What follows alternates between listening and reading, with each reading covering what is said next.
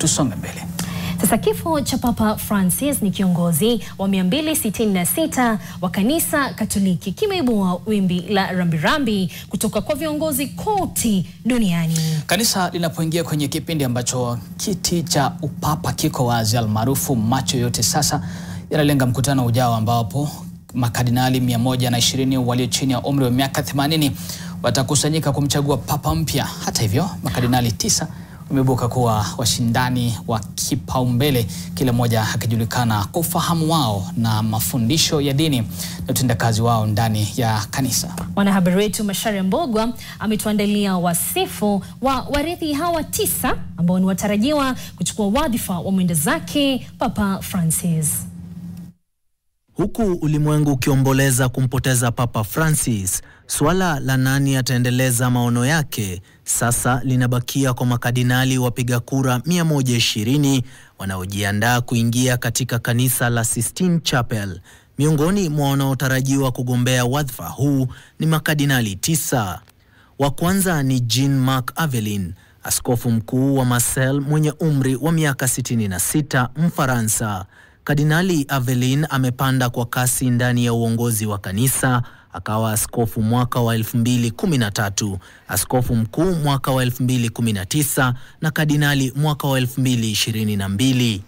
Wa pili ni Kardinali Peter Edo. Kardinali huyu wa Hungary mwenye umri wa miaka 72 anatazamwa kama chaguo la kati kwa sauti ya msimamo wake wakati iliyodumisha uhusiano wa heshima na Papa Francisco katika uongozi wake. Watatu ni Kardinali Mario Grech, askofu wa Malta mwenye umri wa miaka 68 ambaye alijizolea umaarufu mkubwa kama katibu mkuu wa sinodi ya maaskofu, jukumu kubwa la Vatican lililotolewa na Papa Francis.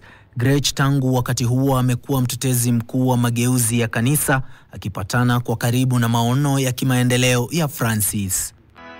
Aliyefuata ni askofu mkuu wa Barcelona mwenye umri wa miaka 79, Kardinali Juan Jose Omella, anayeonekana sana kama mshirika wa karibu wa Papa Francis, anayejulikana kwa umakini wake wa kichungaji na utetezi wa haki ya jamii. Alizaliwa mwaka wa 1946 huko Cretas, Uhispania, na kuwekwa wakfu wake mwaka wa 1970. Ametumikia ndani na nje ya nchi, ikiwemo kazi ya mishonari katika Jamhuri ya Kidemokrasia ya Kongo. Watano ni Kardinali Pietro Parolin, Mtaliano mwenye umri wa miaka 70 na mwanadiplomasia wa Vatikani. Alihudumu kama katibu wa jimbo la Papa Francis tangu mwaka 2013. Hivyo basi, yeye ni wa pili kwa kamanda wa Vatican. Kardinali Luis Antonio Joaquim Tagle ni wa 6. Padri huyu Mfilipiano mwenye umri wa miaka 67 na mwenye tajriba kubwa la kiuchungaji na kiutawala alikuwa kardinali mnamo mwaka 2012 na baadaye akaongoza kanisa la Vatican la uinjilishaji.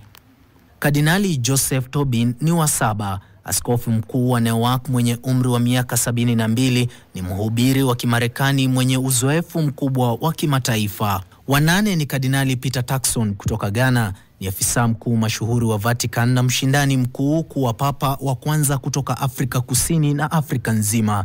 Kardinali huyo mwenye umri wa miaka 76 ameshika wadhifa kuu, ikiwa ni pamoja na mkuu wa Baraza la Kipapa la Haki na Amani chini ya Papa Benedict. Mwisho ni Kardinali Matteo Maria Zuppi, askofu mkuu wa Bologna mwenye umri wa miaka 69. Ni mhubiri wa Kiitaliano, mara nyingi akilinganishwa na Papa Francis kutokana na kuzingatia haki ya kijamii, haswa kwa wahamiaji na maskini.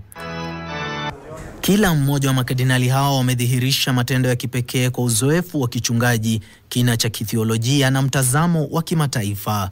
Mkutano wa wapiga kura wa makardinali unatarajiwa kuitishwa si mapema zaidi ya siku 15 na si zaidi ya siku 20 baada ya kifo cha Papa. Macharia Mbogwa, NTV. Bila shaka